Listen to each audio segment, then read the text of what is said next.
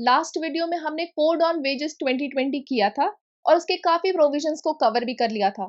थोड़े से प्रोविजंस रह गए थे जो हम आज कवर करेंगे और उसके बाद हम लोग करेंगे इंडस्ट्रियल रिलेशंस कोड 2020। तो सबसे पहले वो बचे हुए प्रोविजंस जो कि कोड ऑन वेजेस के हैं उन्हें कवर करते हैं।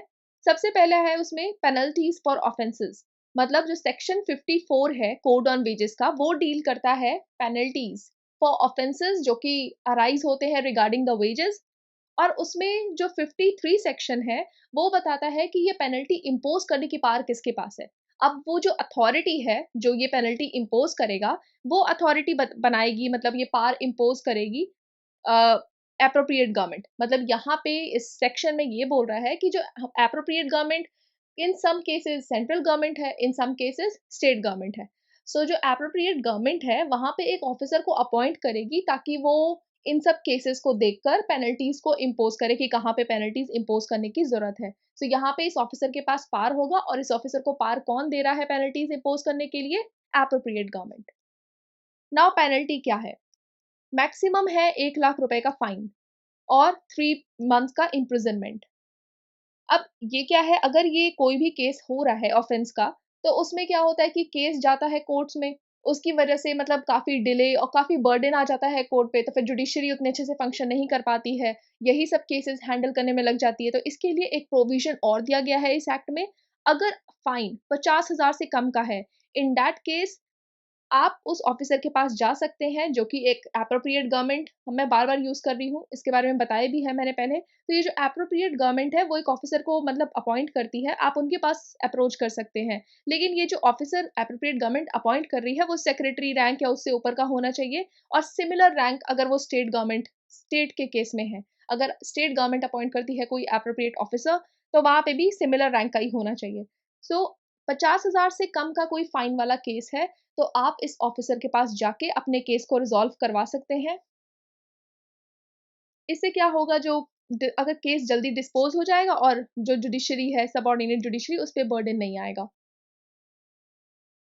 अब जैसे हमने इसमें देखा कि सेक्शन 54 है वो पेनल्टी से डील करता है ऑफेंस के, और 53 में पार किसके पास दिया गया है? एक ऑफिसर के पास जो कि एप्रोप्रिएट गवर्नमेंट अपॉइंट करती है, उनके पास पार है कि वो पेनल्टीज को इम्पोज करे। सेक्शन 52 में ये बोला है कि जो एम्प्लॉय है वो इन सब के रिगार्डिंग जो भी उसका प्रॉब्लम है वेजेस से रिलेटेड, उसके रिगार्डिंग वो कंप्लेन कर सकता है। अब जो वो गवर्नमेंट अपॉइंट कर रही है या उस ऑफिसर के पास कंप्लेन कर सकता है या फिर इंस्पेक्टर कम फैसिलिटेटर उनके पास कंप्लेन कर सकता है। So section 52, 53, 54 of the wages deals with this penalties and offences. So now next is this period of limitation for filing of claims. अगर किसी एम्प्लॉय को अपना बोनस क्लेम करना है, सैलरी या वेज अगर उसको लगता है कि उसको कम मिली है, वो सब क्लेम करना है, इन दैट केस वो क्या कर सकता है, मतलब कब तक कंप्लेन कर सकता है? पहले जो जो एक्ट था, पहले जो वर्कर्स थे, मतलब पहले एक्ट के अकॉर्डिंग जो वर्कर्स थे, वो 6 महीने से लेके 2 साल तक अपना ये जो भी क्लेम है, वो उसको फाइल कर सकते हैं कि हाँ, मेरा बोनस नहीं मिला है, मेरी सैलरी कम आई है या फिर मेरा वेज या फिर मेरी जो पेमेंट है वो ड्यू है। सो पहले वो 2 साल तक था कि 6 महीने से लेके 2 साल तक जो भी एम्प्लॉयी है अपना ये क्लेम के लिए मतलब फाइल कर सकता है कि मुझे क्लेम चाहिए। लेकिन अब इसको इंक्रीज़ कर दिया है 3 साल। सो ये जो कोड ऑन वेजेस है, उसमें जो भी एम्प्लॉयी है, उस कोड के अंदर जो भी एम्प्लॉयी है, अपना जो भी क्लेम है उसको 3 साल तक फाइल कर सकता है। मतलब 3 साल के बीच में कभी भी कर सकता है, उससे ज़्यादा उसके बाद नहीं कर सकता। और ये जो बर्डन ऑफ प्रूफ है ये एम्प्लॉयी पे नहीं है। एम्प्लॉयी यहाँ पे अपना कोई भी प्रूफ नहीं देगा कि मेरा ये मेरा क्लेम बचा है, मेरे को बोनस नहीं मिला है, मुझे मतलब सैलरी कम मिली है और कोई भी इश्यू है वो वहाँ पे एम्प्लॉयी ज़िम्मेदार नहीं है। यहाँ पे जो बर्डन ऑफ प्रूफ है ये एम्प्लॉयर के ऊपर है। एम्प्लॉयर को खुद को यहाँ पे निर्दोष साबित करना पड़ेगा। To prove that the said dues have been paid, उसको बताना पड़ेगा, मतलब उसको प्रूफ करना पड़ेगा कि ये सारे जो क्लेम कर रहा है एम्प्लॉई, उस ये सब कुछ मैं पे कर चुका हूँ या फिर ये सब कुछ रिजॉल्व हो चुका है। तो इसका जो बर्डन है वो एम्प्लॉयर के ऊपर है। नाउ अब इस कोड के अंदर अगर कोई डिस्प्यूट अराइज होता है रिगार्डिंग दिस बोनस, सो उसको हम लोग कैटेगराइज करेंगे इंडस्ट्रियल डिस्प्यूट। मतलब बोनस तो किसी एम्प्लॉय का है तो इसको तो इंडिविजुअल डिस्प्यूट में आना चाहिए, लेकिन इस कोड ऑन वेजेस में जो बोनस रिलेटेड डिस्प्यूट है उसको इंडस्ट्रियल डिस्प्यूट में कैटेगराइज किया है। अभी हम लोग जब इंडस्ट्रियल रिलेशंस एक्ट करेंगे तो उसमें मतलब ये जो कोड करेंगे उसमें देखेंगे कि जो डिस्प्यूट हैं वो 2 कैटेगरीज में डिवाइडेड होते हैं। इंडिविजुअल डिस्प्यूट जो कि एम्प्लॉय और एम्प्लॉयर के बीच में है, और एक है इंडस्ट्रियल डिस्प्यूट। लाइक इंडस्ट्रीज में बहुत सारे इश्यूज होते हैं, सभी एम्प्लॉय का कोई डिस्प्यूट हो गया, वो भी हम देखेंगे, तो वो सारे इंडस्ट्रियल डिस्प्यूट में होते हैं। तो इस एक्ट में बोला है कोड ऑन वेजेस में कि जो भी बोनस रिलेटेड डिस्प्यूट है, अगर उसके रिगार्डिंग कोई डिस्प्यूट है तो वो इंडिविजुअल डिस्प्यूट नहीं रहेगा, वो होगा इंडस्ट्रियल डिस्प्यूट। सो इससे सेक्शन 46 डील करता है regarding this bonus related dispute. Next is this industrial relations code 2020। सो अब हम लोग दूसरा कोड कर रहे हैं, इंडस्ट्रियल रिलेशंस कोड 2020। अब इसके अंदर जो डिस्प्यूट है वो 2 तरीके का है, जो भी मैंने बताया, इंडिविजुअल एंड इंडस्ट्रियल। अब इंडिविजुअल में क्या होता है कि जो भी डिस्प्यूट है वो एम्प्लॉय और एम्प्लॉयर के बीच में होता है। अब यहाँ पे जो डिस्प्यूट है इंडिविजुअल में वो 4 कैटेगरीज में हो सकते हैं। डिसमिसल, मतलब अगर किसी एम्प्लॉयर ने उसको डिसमिस कर दिया, डिस्चार्ज कर दिया, टर्मिनेट कर दिया, या रिट्रेंचमेंट, ये 4 टर्म्स है। रिट्रेंचमेंट बेसिकली इसमें मतलब ये अभी मैं आगे जाके डिस्कस भी करूंगी। इसमें ये होता है कि जैसे एम्प्लॉयर ने काम करवाया और उसके बाद उसका काम खत्म हो गया, तो उसको लगा कि अब मुझे इस एम्प्लॉय की जरूरत नहीं है, तो उसको परमानेंटली हटा दिया। सो परमानेंटली उसको रिमूव कर दिया, टर्मिनेट कर दिया इस तरीके से, तो वो रिट्रेंचमेंट हो गया। अब इंडस्ट्रियल डिस्प्यूट क्या होता है? Wage, bonus and efficiency. Now इन सब से रिलेटेड अगर कोई डिस्प्यूट है, जैसे वेजेस से रिलेटेड, मतलब अगर वो डिमांड करे कि हमारी वेजेस हाई करो, तो ये इंडिविजुअल डिस्प्यूट नहीं है, ये इंडस्ट्रियल डिस्प्यूट है। बोनस को भी इंडस्ट्रियल डिस्प्यूट और एफिशिएंसी रिलेटेड डिस्प्यूट है, वो भी इंडस्ट्रियल डिस्प्यूट में है। अब एक और डिस्प्यूट होता है, एक हमने देखा इंडिविजुअल, एक देखा इंडस्ट्रियल, और एक है ट्रेड यूनियन डिस्प्यूट। अब या वो जो ट्रेड यूनियन है उसके अंदर ही डिस्प्यूट हो रहा है तो वो with in the trade union dispute हो गया, और या फिर अगर उस इंडस्ट्री में 3-4 ट्रेड यूनियन है तो trade union versus trade union, एक ट्रेड यूनियन का डिस्प्यूट दूसरे ट्रेड यूनियन के साथ। ना किसी भी डिस्प्यूट से पहले नेगोशिएशन होता है। अब वो नेगोशिएशन हो सकता है एम्प्लॉयर और एम्प्लॉयज के बीच में, एक employer and thousands of employees. अब एक एम्प्लॉयर 1000 एम्प्लॉय से तो डायरेक्टली बात नहीं करेगा कि आपके इश्यूज क्या हैं, आप बताइए, ये बताइए, तो बहुत ही ज्यादा ही क्योटिक सिचुएशन हो जाएगा। तब इसलिए किसी भी इंडस्ट्री में हमारे पास होता है ट्रेड यूनियन। अब अगर किसी इंडस्ट्री में सिर्फ एक ट्रेड यूनियन है तो वो उस इंडस्ट्री की सोल नेगोशिएटर है, मतलब वो एक लौती ट्रेड यूनियन है जो कि नेगोशिएट करेगी एम्प्लॉयज की डिमांड को in front of that employer और मैनेजमेंट। वो उनकी डिमांड्स को रिप्रेजेंट करेगी मैनेजमेंट के सामने। लेकिन अगर किसी इंडस्ट्री में 2 से ज्यादा ट्रेड यूनियन है तब क्या होगा? तब उसमें जिस भी ट्रेड यूनियन को सपोर्ट 51% या उससे ज्यादा का मिला है, वो बनेगी हमारी यहाँ पे नेगोशिएटिंग यूनियन। लेकिन अगर ऐसा केस आया, मतलब वो जाके नेगोशिएट करेगी मैनेजमेंट के साथ, बट अगर ऐसा केस होता है कि किसी भी ट्रेड यूनियन को 51% का सपोर्ट नहीं मिला है, तब वहां पे बनेगा नेगोशिएटिंग काउंसिल। अब उस नेगोशिएटिंग काउंसिल में जिस जिस ट्रेड यूनियन को 20 या 20 से ज्यादा परसेंट का सपोर्ट मिला है वर्कर्स का, वहां से रिप्रेजेंटेटिव्स आएंगे, मतलब वहां से कुछ कुछ लोग उठ के आएंगे और इस नेगोशिएटिंग काउंसिल में बैठेंगे और फिर जाके वो नेगोशिएट करेंगे मैनेजमेंट के साथ। लेकिन अगर ये नेगोशिएशन का जो ज़रिया है डिस्प्यूट सॉल्व करने का, अगर ये काम नहीं करता है, तब हमारे पास आता है ये ग्रीवांस रिड्रेसल मैकेनिज्म, जिसमें बनेगी एक ग्रीवांस रिड्रेसल काउंसिल। तो ये जो ग्रीवांस रिड्रेसल मैकेनिज्म है, ये हर एक इंडस्ट्री में होनी चाहिए जहाँ पे 20 या 20 से ज़्यादा वर्कर काम करते हैं। सो अब ये जो ग्रीवांस रिड्रेसल काउंसिल है, इसमें जो रिप्रेजेंटेशन है वो सबका होगा, क्योंकि अगर आप इस ग्रीवांस रिड्रेसल काउंसिल में सिर्फ एम्प्लॉयर के ही रिप्रेजेंटेटिव्स रख दोगे तो फिर वो तो एम्प्लॉयर के फेवर में डिसीजन देगा। सो इस काउंसिल में इंपॉर्टेंट है कि आप एम्प्लॉयज के भी रिप्रेजेंटेशन को रखिए, रिप्रेजेंटेटिव्स को रखिए, एम्प्लॉयर के रिप्रेजेंटेटिव्स को रखिए, और साथ के साथ विमेन के भी रिप्रेजेंटेटिव्स होने चाहिए। तब जाके एक बैलेंस्ड यहाँ पे डिस्प्यूट रिजॉल्व होगा, बैलेंस्ड वे में डिस्प्यूट रिजॉल्व होगा। नाउ अब ये जो ग्रीवांस रिड्रेसल काउंसिल है जो कि बनी है, इसको 30 दिन के अंदर जो भी ग्रीवांस है उसको रिजॉल्व करना पड़ेगा। 30 दिन के अंदर प्रोसेस को निपटाना पड़ेगा, खत्म करना पड़ेगा। जो भी डिस्प्यूट या कंप्लेन आई है उनके पास, नेगोशिएशन से जो सॉल्व नहीं हो पाई थी, वो 30 दिन के अंदर अब ये ग्रीवांस रिड्रेसल काउंसिल सॉल्व करेगी। लेकिन अगर ये 30 दिन के अंदर नहीं कर पाई तो उसके बाद क्या सॉल्यूशन है? तब वो केस चला जाएगा कॉन्सिलिएशन कॉन्सिलिएशन ऑफिसर के पास। लेकिन अगर क्या होता है कि वो 30 दिन के अंदर मान लो अपना जजमेंट दे देती है, अगर वो नहीं देती है तो केस जा रहा है कॉन्सिलिएशन ऑफिसर के पास। लेकिन अगर वो 30 दिन में दे देती है और वो उसके डिसीजन से सेटिस्फाइड नहीं है, जो भी कंप्लेन कर रहे हैं, जो भी अपना ग्रीवांस लेकर गए हैं, if they are not satisfied with the decision of this grievance redressal council, तब भी देखो, पहले तो अगर वो ग्रीवांस नहीं दे पाया, अपना ग्रीवांस रिड्रेसल काउंसिल अपना डिसीजन नहीं दे पाया, तो 30 दिन के अंदर वो चला गया कॉन्सिलिएशन ऑफिसर के पास। लेकिन अगर उसने दे दिया, तो उस डिसीजन के बाद अगर उसने डिसीजन दिया और जो पार्टी है वो उससे सेटिस्फाइड नहीं है, तो उस डिसीजन के बाद 60 दिन के अंदर को 60 दिन के अंदर वो इस डिसीजन को कॉन्सिलिएशन ऑफिसर के पास मीन से उसे फाइल कर सकते हैं कि हम इसे सहमत नहीं है, हमें दूसरा डिसीजन चाहिए, आप इसे फिर से देखिए, या फिर हम इस कॉन्सिलिएशन ऑफिसर के पास अपील कर सकते हैं। सो अगर उसने जजमेंट दे दिया, तो उस जजमेंट के 60 दिन बाद, और अगर जजमेंट नहीं दिया है, मतलब वो नहीं दिया अभी तक, तो आप 30 दिन के अंदर कॉन्सिलिएशन ऑफिसर के पास जा सकते हैं। सो यहाँ पे जो कॉन्सिलिएशन ऑफिसर है, जिसके पास इतनी सारी पावर्स हैं, उसको कौन अपॉइंट करता है? Appropriate government. एप्रोप्रिएट गवर्नमेंट की डेफिनेशन मैंने पहले भी बताई है। सो ये एप्रोप्रिएट गवर्नमेंट अपॉइंट करता है इनको।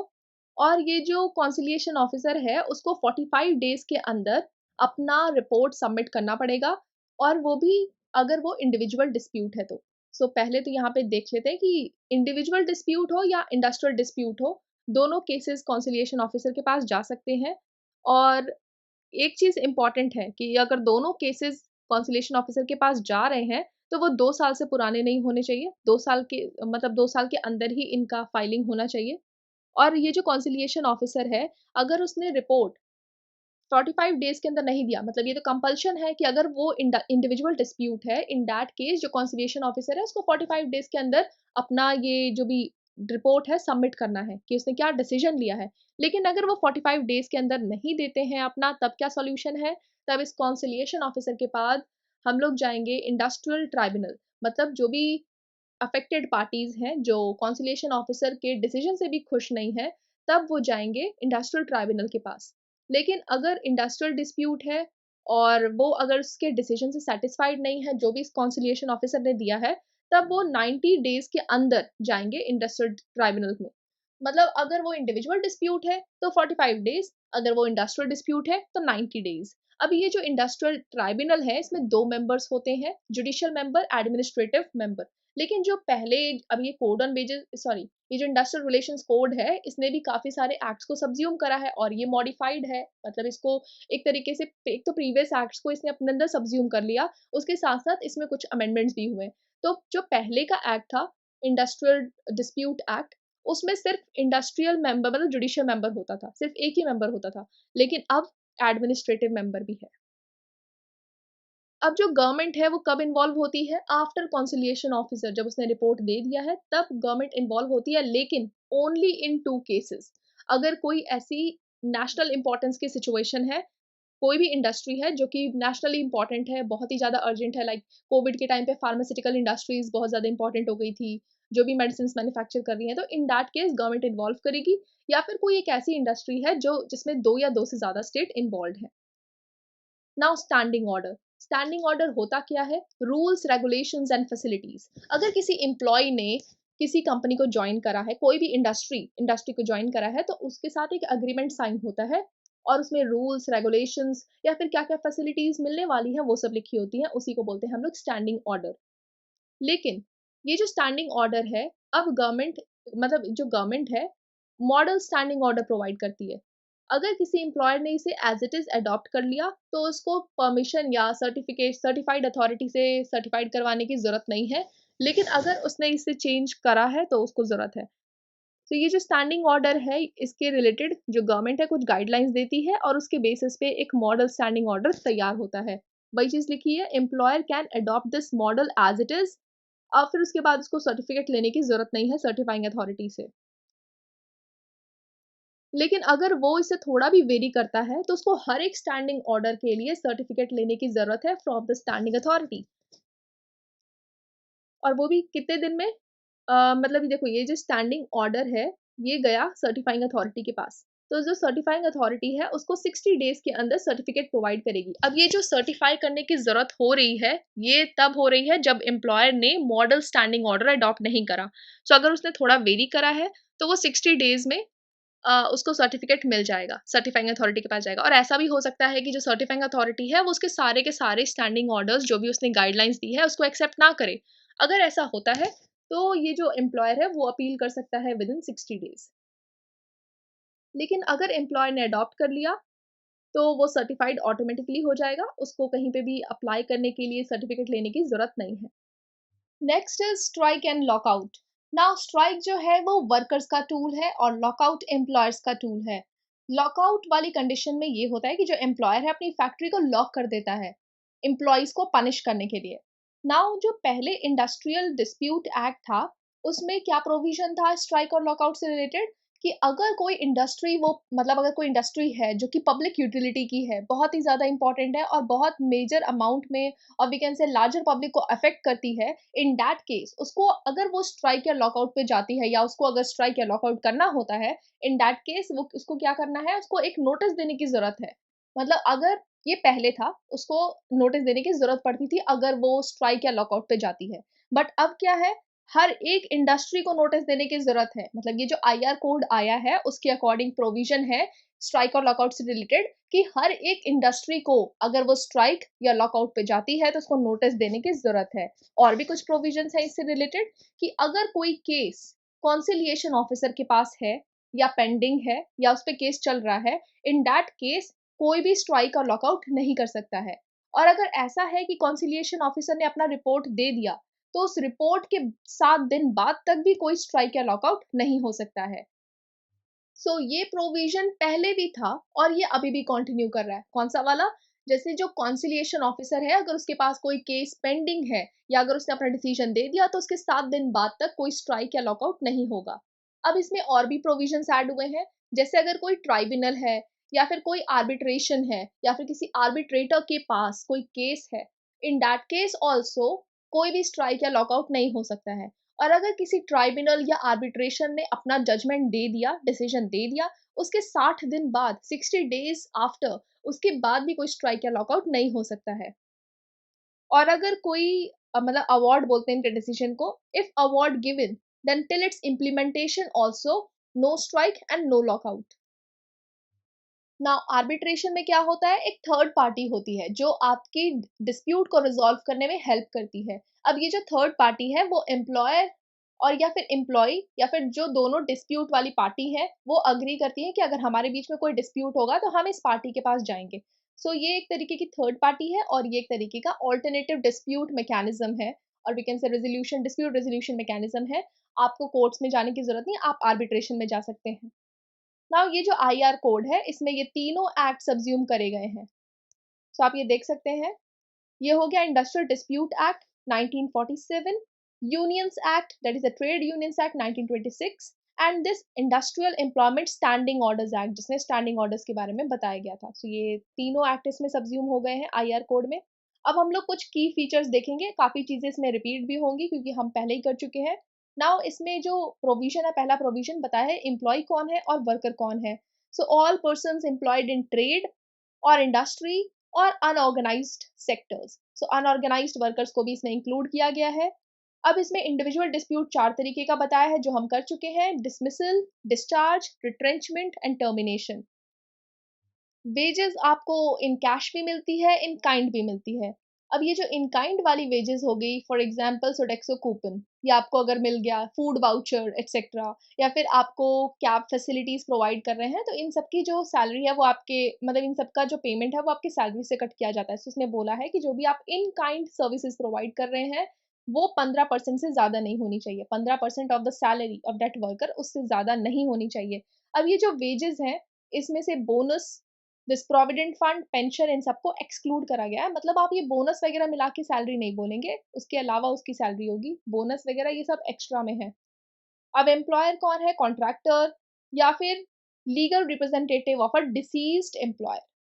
स्ट्राइक का स्ट्राइक कब कर सकते हैं, इफ 50 और we can say if more than 50% of the workers are taking casual leave on a given day, तो वो स्ट्राइक कहलाएगा। मतलब ऐसा भी हो सकता है कि जैसे किसी फैक्ट्री में 100 वर्कर्स काम करते हैं या 100 एम्प्लॉयज काम करते हैं, सो उसमें से अगर 50 एम्प्लॉइज़ ने बोला कि हम सब छुट्टी पे चले जाएँगे आज या फिर किसी भी बात से अगर ऐसा कोई केस होता है जिसमें 50% से ज़्यादा वर्कर नहीं होते हैं या फिर लीव पे चले जाते हैं तो उसको स्ट्राइक माना जाएगा। नाउ अगर कोई एम्प्लॉयर रिट्रेंचमेंट करता है, ले ऑफ या फिर ये क्लोजर ऑफ इन factories, mines, plantations, so in that case उसको एक मतलब प्रायर परमिशन लेना पड़ेगा एप्रोप्रिएट गवर्नमेंट का। अब इसमें भी 2 केस हैं, मतलब पहले ये जो था प्रायर परमिशन लेने की ज़रूरत होती थी जब जो भी कंपनी है या जो भी इंडस्ट्री है, एस्टैब्लिशमेंट है जिसमें 100 या 100 से ज़्यादा वर्कर काम करते हैं। लेकिन अब ये जो नया कोड आया है इसमें बोला है कि कोई भी इंडस्ट्री या एस्टैब्लिशमेंट जिसमें 300 या 300 से ज़्यादा वर्कर काम करते हैं, उसमें प्रायर परमिशन लेने की ज़रूरत है, वो भी एप्रोप्रिएट गवर्नमेंट से। नाउ रिट्रेंचमेंट ये एक्चुअली यहाँ इस साइड लेफ्ट साइड में प्रीवियस दिया है और राइट साइड में अभी वाला है जो न्यू कोड है। सो पहले क्या होता था अगर कोई रिट्रेंचमेंट होती है तो उसके लिए कंपनसेट एम्प्लॉयर करता है एवरेज पे ऑफ 15 डेज। लेकिन अब क्या है, यहाँ पे एप्रोप्रिएट गवर्नमेंट को पावर दिया गया है और उसको मतलब उसको एम्पावर किया गया है कि वो और भी कुछ मीन्स या मैकेनिज्म्स बता सकता है कंपनसेशन का एम्प्लॉयर को कि आपको ये चीज़ें भी करनी पड़ेगी इस एम्प्लॉय के लिए अपार्ट फ्रॉम दैट 15 डेज का सैलरी। नाउ हमने स्ट्राइक एंड लॉकआउट से रिलेटेड तो प्रोविजंस देख ही लिए हैं, कुछ एक्स्ट्रा पॉइंट्स हैं। जैसे अगर किसी को स्ट्राइक पे जाना है, कोई एम्प्लॉइज है किसी इंडस्ट्री के उसको स्ट्राइक करना है, तो उसको उसके रिलेटेड नोटिस 6 महीने पहले दे देना पड़ेगा। मतलब 6 महीने पहले में वो कभी भी दे सकता है। जैसे अगर ये स्ट्राइक डेट है, जैसे जून में उसको स्ट्राइक करना है, तो वो जनवरी से लेकर जून के बीच में कभी भी नोटिस दे सकता है। और एक और चीज़ है कि नोटिस देने के 14 दिन बाद तक तो कोई स्ट्राइक या लॉकआउट वाली कंडीशन नहीं होनी चाहिए। नाउ नेक्स्ट इज़ दिस, अगर कोई एम्प्लॉयर को कोई चेंज लाना है, सो पहले उसको 21 दिन का नोटिस देना पड़ता था ये चेंज के लिए और अभी भी ये प्रोविज़न कंटिन्यू करता है कि नोटिस पीरियड जो है वो 21 दिन का है। अगर कोई एम्प्लॉयर चेंज लाना चाहता है, तो उसको 21 दिन का तो नोटिस देना ही पड़ेगा अपने एम्प्लॉइज़ को। लेकिन 2 एडिशनल सिचुएशन यहाँ पे रखी गई है नए कोड में कि अगर कोई इमरजेंसी सिचुएशन आती है, अर्जेंट सिचुएशन आती है, जैसे कोई क्राइसिस हो गया, हेल्थ क्राइसिस हो गया या कोई अ, जैसे अभी कोविड इमरजेंसी आई थी, ऐसा कोई केस हो गया, इन दैट केस एम्प्लॉयर को कोई भी नोटिस देने की ज़रूरत नहीं है, वो ग्रीवांस रिड्रेसल कमिटी से कंसल्ट करके चेंज को ला सकता है। दूसरा है अगर कोई एप्रोप्रिएट गवर्नमेंट, यहाँ पे एप्रोप्रिएट गवर्नमेंट बोल रहे हैं हम लोग, कितनी बार बोल रहे हैं इस टर्म को यूज़ करा है। सो ये जो एप्रोप्रिएट गवर्नमेंट है उसके कोई ऑर्डर्स हैं, उसकी कोई गाइडलाइंस हैं, अगर उसको इम्प्लीमेंट करना है तो एम्प्लॉयर को भी यहाँ पे नोटिस देने की ज़रूरत नहीं है। सो वैसे 21 दिन का नोटिस देना पड़ेगा अगर कोई वो चेंज लाना चाहता है। लेकिन अगर कोई इमरजेंसी सिचुएशन आ गई या फिर अगर किसी गवर्नमेंट के ऑर्डर को फुलफिल करना है, उसकी गाइडलाइंस को इम्प्लीमेंट करना है, इन दैट केस उसको नोटिस देने की ज़रूरत नहीं है। नाउ ग्रीवांस रिड्रेसल कमिटी जो हमने पढ़ी थी, अब ये जो ग्रीवांस रिड्रेसल कमिटी है, ये हर एक इंडस्ट्री में होगी जिसमें 20 या 20 से ज़्यादा वर्कर हैं, ये भी हमने देखा था। लेकिन ये पहले क्या था कि ग्रीवांस रिड्रेसल कमिटी मैंडेटरी नहीं थी हर एक इंडस्ट्री एस्टैब्लिशमेंट में, लेकिन अब इस नए कोड में क्या हुआ है, इट्स मैंडेटरी प्रोवाइडेड अगर किसी इंडस्ट्री में एम्प्लॉयर ने इंटरनल ग्रीवांस रिड्रेसल मैकेनिज्म बताया हुआ है, दिया हुआ है, जिससे कि ग्रीवांस को रिड्रेस किया जा सकता है, डिस्प्यूट्स को सॉल्व किया जा सकता है, तब भी उससे कोई फ़र्क नहीं पड़ेगा। अगर आपके इंडस्ट्री में कोई इंटरनल मैकेनिज्म है, ग्रीवांसेस को हटाने का, दूर करने का, तब भी आपको ये ग्रीवांस रिड्रेसल कमिटी फ़ॉर्म करनी पड़ेगी। उसमें रिप्रेजेंटेशन सबका होगा, एम्प्लॉइज़ का, एम्प्लॉयर का एंड वुमेन का, जो ये सब हम देख चुके हैं। और कितने मेंबर्स होंगे? 10 मेंबर्स। नाउ अगर कोई इंडिविजुअल वर्कर्स का डिस्प्यूट है, जैसे हमने देखा था कि अगर कोई डिस्प्यूट अराइज होता है तो वो ग्रीवांस रिड्रेसल कमेटी के पास जाते हैं और वो 1 साल के अंदर उनको अप्रोच करना पड़ता है। लेकिन अगर कोई इंडिविजुअल डिस्प्यूट है, किसी वर्कर का डिस्प्यूट है, इन दैट केस वो डायरेक्टली भी ट्राइब्यूनल के पास जा सकता है। मतलब वो ग्रीवांस रिड्रेसल कमेटी में ना जाके डायरेक्टली ट्राइब्यूनल में भी जा सकता है, प्रोवाइडेड कि वहाँ पे ये जो डिस्प्यूट है ये 2 साल से ज़्यादा का नहीं होना चाहिए, 2 साल के अंदर का केस है तो वो जा सकता है। Now next is decision of the GRC. अब ये जो ग्रीवांस रिड्रेसल कमिटी बन रही है हर एक इंडस्ट्री में जहाँ पे भी 20 या 20 से ज़्यादा वर्कर हैं, उन सब पे जो डिसीजन होगा वो मेजॉरिटी बेसिस पे होगा। और ये इम्पोर्टेंट है कि ग्रीवांस रिड्रेसल में वर्कर्स मतलब जो भी ये जो कमिटी बन रही है उसमें 50% तो वर्कर्स का रिप्रेजेंटेशन होना चाहिए क्योंकि ये एम्प्लॉइज़ जो भी वहाँ काम कर रहे हैं उनकी ही डिस्प्यूट या फिर उनके ही ग्रीवांसेस को एड्रेस करना है। नाउ ये जो डिस्प्यूट रेजोल्यूशन है, उसके लिए पहले बहुत सारे मतलब वी कैन से कोर्ट्स थे, लाइक लेबर कोर्ट था हमारे पास, courts of inquiry, boards of conciliation, ये सबको हटा दिया गया। अब हमारे पास ये सब कुछ नहीं है। अब हमारे पास कौन-कौन है डिस्प्यूट को रिज़ॉल्व करने के लिए? कॉन्सिलिएशन ऑफिसर, ट्राइब्यूनल, आर्बिट्रेटर्स और इन सबसे पहले ग्रीवांस रिड्रेसल कमिटी। सो ग्रीवांस रिड्रेसल कमिटी तो है, लेकिन उसके बाद कुछ और भी लोग आए, कंसिलिएशन ऑफिसर है, ट्राइब्यूनल है, मतलब कंसिलिएशन ऑफिसर के डिसीजन से आप सहमत नहीं हैं, खुश नहीं हैं, तो आप ट्राइब्यूनल में जा सकते हैं, आर्बिट्रेटर वाला मीन्स यूज़ कर सकते हैं। और ये जो कोर्ट्स में जाने का था, जो कोर्ट्स की ज्यूरिसडिक्शन थी, उसको खत्म कर दिया गया है। ये मैंने पहले भी आपको बताया था कि अगर कोई इंडस्ट्रियल ट्राइब्यूनल है, तो उसमें एक रिप्रेजेंटेशन जुडिशियल मेंबर का होता है, एक एडमिनिस्ट्रेटिव मेंबर का होता है, और ये अभी न्यू कोड के अकॉर्डिंग है। पहले क्या होता था, जैसे पहले हमारे पास था इंडस्ट्रियल डिस्प्यूट एक्ट 1947। उस इंडस्ट्रियल डिस्प्यूट एक्ट के अकॉर्डिंग हमारे पास सिर्फ एक जुडिशियल मेंबर ही हुआ करता था, जो कि ये इसको प्रिसाइड करेगा और इस ट्राइब्यूनल में बैठेगा। लेकिन अब इस इंडस्ट्रियल ट्राइब्यूनल में एक जुडिशियल मेंबर भी है, एक इंडस्ट्रियल मेंबर भी है। अब जो एक और है, जो कॉन्सिलिएशन ऑफिसर हमने देखा, उसको इंडिविजुअल डिस्प्यूट में 45 डेज के अंदर अपना रिपोर्ट सबमिट करना होता है। लेकिन ये पहले क्या प्रोविजन था? पहले ये 14 डेज का प्रोविजन था, अब ये 45 डेज का हो गया है। नाउ यहाँ पे एक टर्म को अनफेयर लेबर प्रैक्टिस बोला गया है, वो है गो स्लो।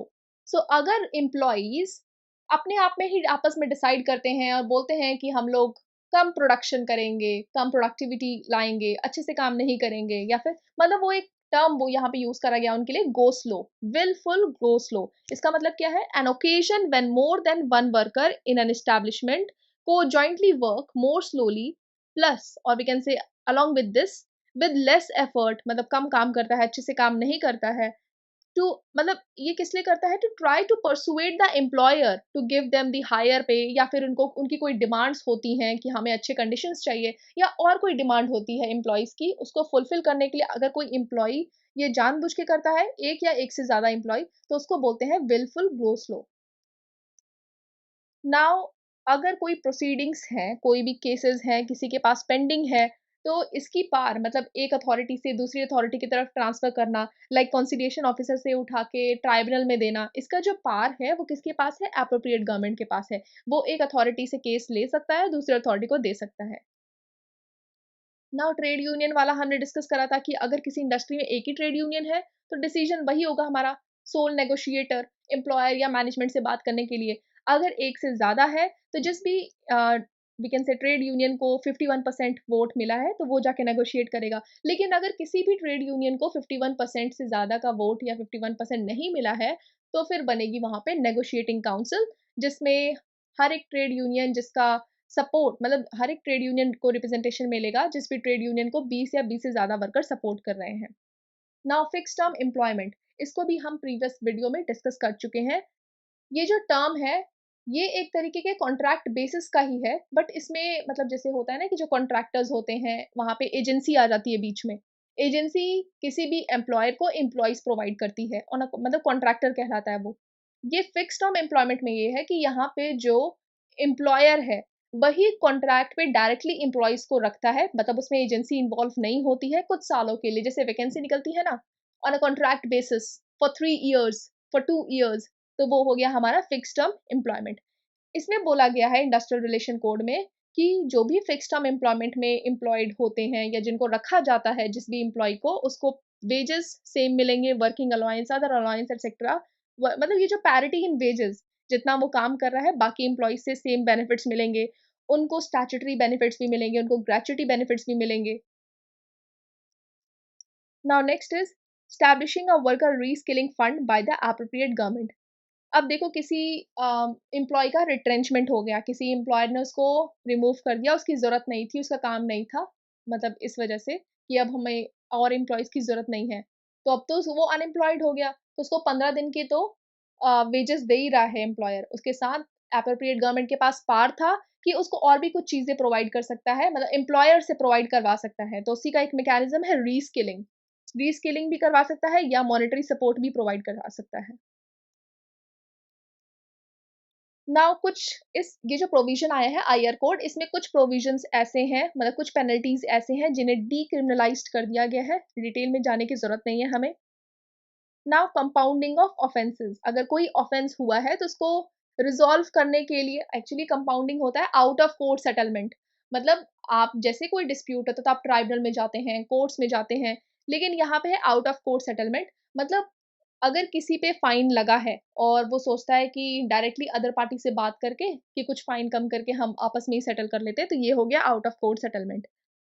नाउ ये कंपाउंडिंग ऑफ ऑफेंसेस कब वैलिड है?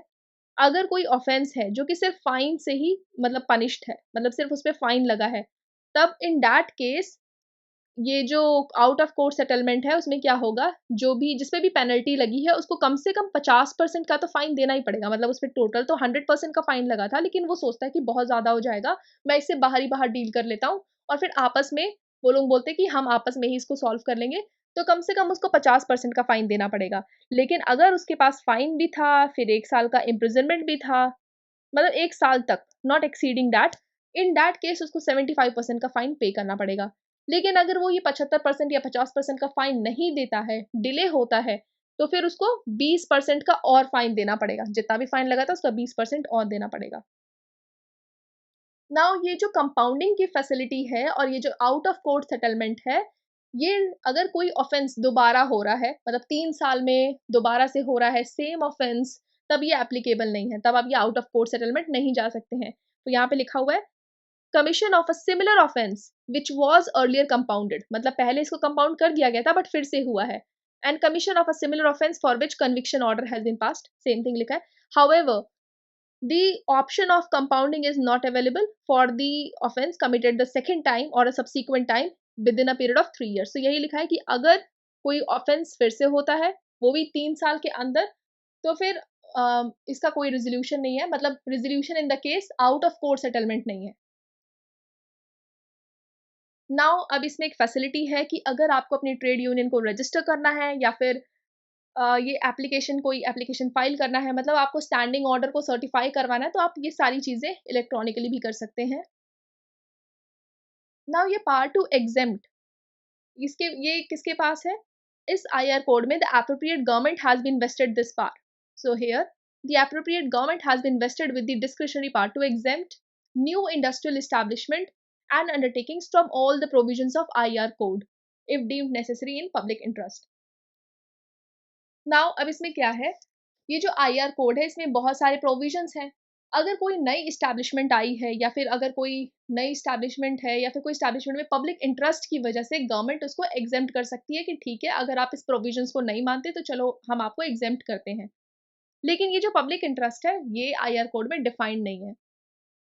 नाउ सिविल कोर्ट्स को एक्सक्लूड करा गया है, that is exclusion of jurisdiction of civil courts.